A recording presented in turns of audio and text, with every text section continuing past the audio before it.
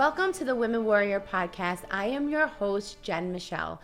Today on the Women Warrior Podcast, I am being accompanied by one of my fellow women warriors who've been part of this organization from the beginning. And I also love to show how your circle matters.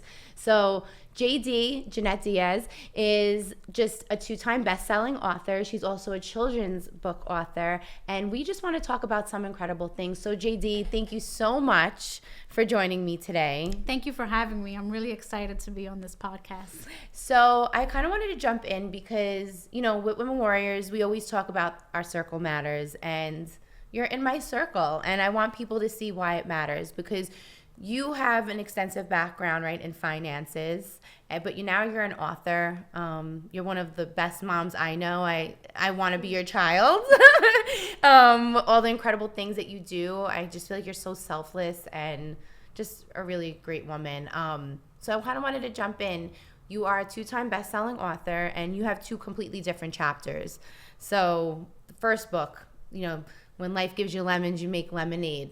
Talk about it. So in the first book, I wanted to share a little bit of my story, a little bit of what I have been through and how I use that obstacle, that challenge, like the title says, when life gives you lemons, to make lemonade, to get to the other side and share that story so that other women who are going through the same thing can see there is light at the end of the tunnel, that maybe that one situation that you went through is not defining who you are. You can come through the other side triumphantly. Like I came through the other side with a bachelor's degree, with honors, walking through the stage, seeing my daughters see me be a graduate. That was motivation so that when it was their turn to go to college, they can say, you know what, if mom did it, I can do it too. Having my better half, John, and having Enzo, which is the light of our lives. Those are all the things that I felt that because I turned lemons into lemonade, I was able to come through the other side triumphant. Yeah, so now I don't want to jump too much into it, but book 1's been out, and I know that we speak about it, but that chapter, you left an unhealthy relationship. Yes. Which is not easy, especially when you're in it, with kids. Yes, and one of the reasons which made it a little bit more difficult for me was that my significant other at that time kept saying that no one was going to want me because I was damaged goods and that I had 2 kids. And being a single mother of 2 young girls and raising them and giving them the best opportunities, but also making sure that they were doing well in school and that they were following the right path, because as a single parent, you're a good cop and bad cop. Mm-hmm. So, finding that right balance and letting them see that with my example and how I was going to school and how I was still accomplishing my goals and still going for what I wanted to go through was letting them see that, you know what, if mom did it, I can do it too. That, there aren't any hard paths.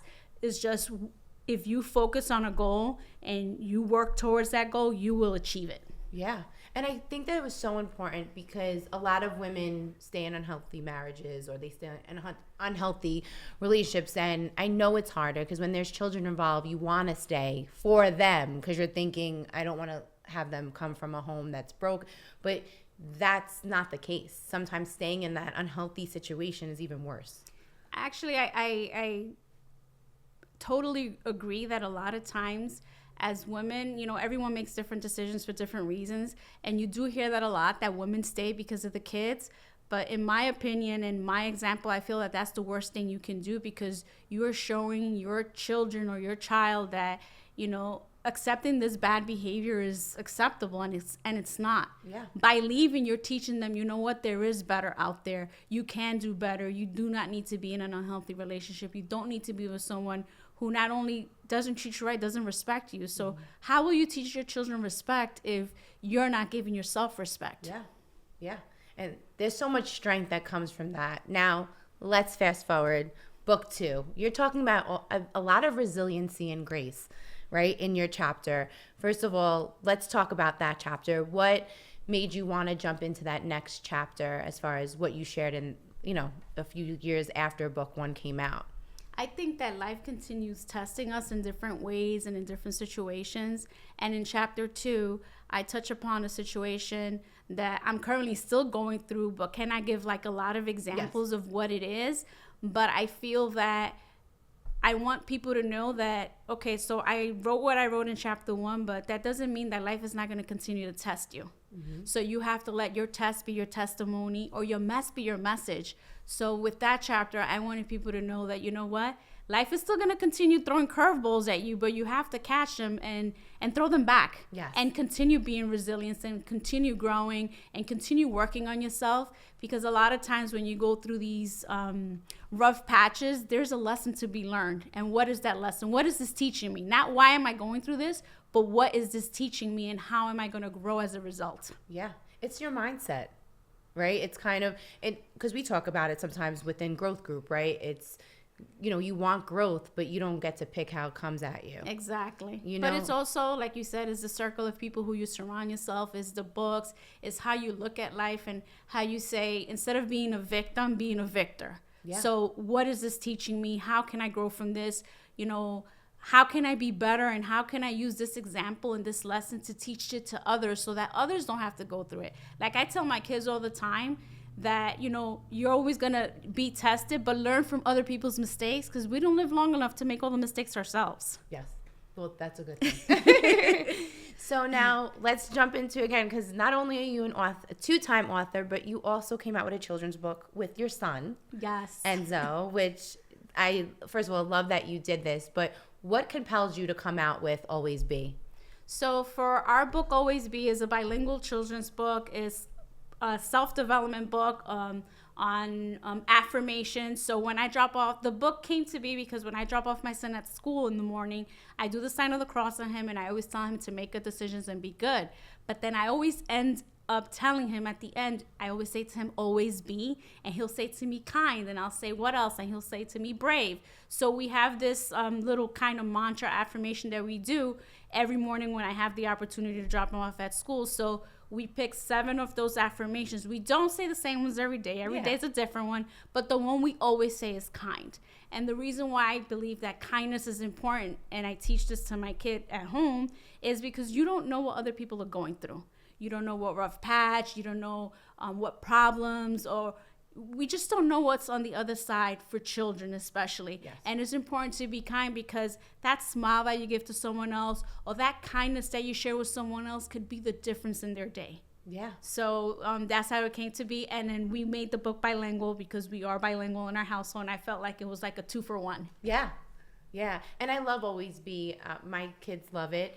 And I do love the message behind it, because, and the fact that you did it with your son, I think is remarkable, because you're also showing him and providing him with, you know, you're already a young author. Yes. So how has that been, doing Always Be and promoting it and jumping into it with Enzo? It's been really exciting. I think we one of the things that, I mean, we do read a lot. My son is in 1st grade, and he's at a 3rd grade reading level because he absolutely loves to read. And this is a love that we instilled in him as a little kid. We always read to him every night before he goes to bed.